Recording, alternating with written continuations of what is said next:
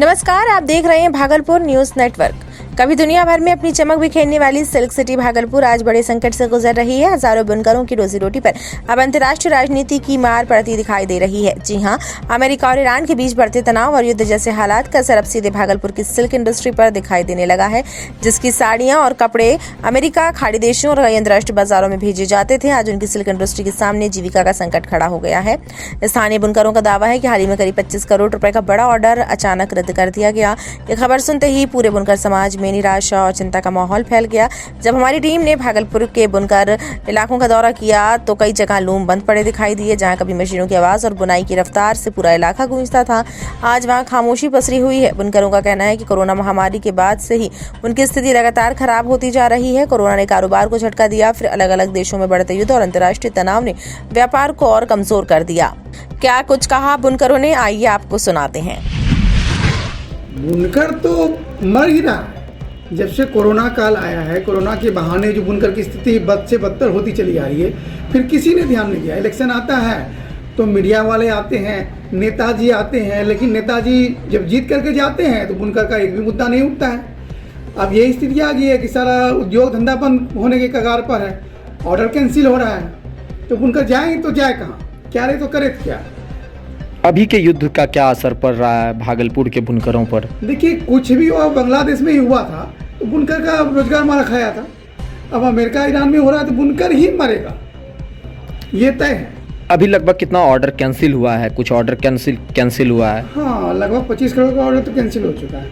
25 करोड़ का order cancel हुआ है, मतलब लूम बंद होने के कगार पर। ऐसे ही ये बुनकर जो है काला बाजारी का, सूता का जो काला बाजारी है, बाजार का मार तो झेल ही रहा था, और साथ में अब युद्ध छिड़ गया तो जो भी बचा कुचा बाजार था वो भी खत्म हो जाएगा। पहले बहुत ज़्यादा कपड़ा बाहर जाते थे, अब बहुत ज़्यादा बुनकर बाहर जा रहे हैं दिहाड़ी कमाने के लिए, क्योंकि जैसे ही कोरोना आई बुनकरों का स्थिति दयनीय होने लगा। कोरोना के बाद और भी समस्याएं सामने आने लगी, युद्ध आने लगे, और अभी अमेरिका और ईरान, इससे तो लग रहा है जैसे बुनकर समाज बिल्कुल ख़त्म हो जाएगा और बुनकर सिर्फ दिहाड़ी करेंगे। इनकी मशीन बेच करके खाने की स्थिति आ गई है।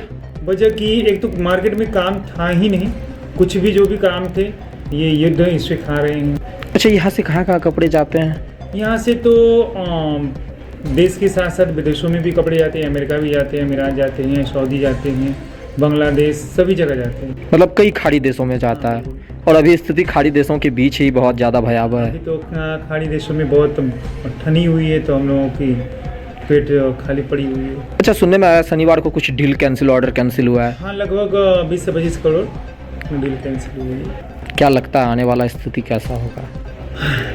आने वाली स्थिति से दयनीय है और अंधेरा ही दिख रहा है।